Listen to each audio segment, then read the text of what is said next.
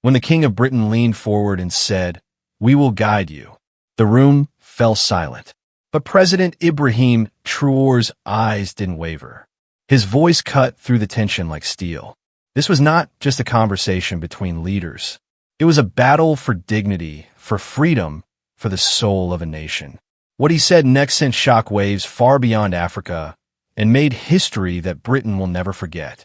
It was a grand diplomatic hall in London. Chandeliers glittering, cameras hidden in corners, the weight of history pressing on every chair. The king's words were soft, but loaded with centuries of empire. "Britain will guide you, President. We've walked this path before. Let's show you the way." For a moment, the young African leader said nothing. He could have nodded politely, smiled for the cameras, and gone home with a carefully written agreement. That's what Britain expected. That's what the world expected. But Traoré had not come all the way from Burkina Faso to be told where to walk. He leaned forward, eyes steady, voice calm, but each word was a hammer striking chains. "Your Majesty, my people have followed the paths of others for too long. Those paths led us into shadows, into hunger, into wars we did not start. We will walk our own path, even if it is steep, even if it is lonely, because it is ours."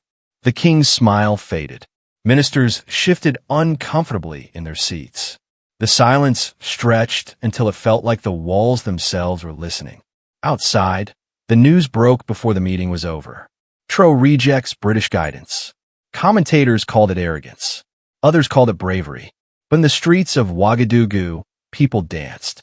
For them, this was more than politics. It was the first time in generations their leader had looked the empire in the eye and said no. Traoré's motorcade left London that night without a single agreement signed. But for millions watching, he had signed something far greater. A declaration that the age of being led was over. If you believe leaders should stand for their people, even against the mightiest powers, share this story.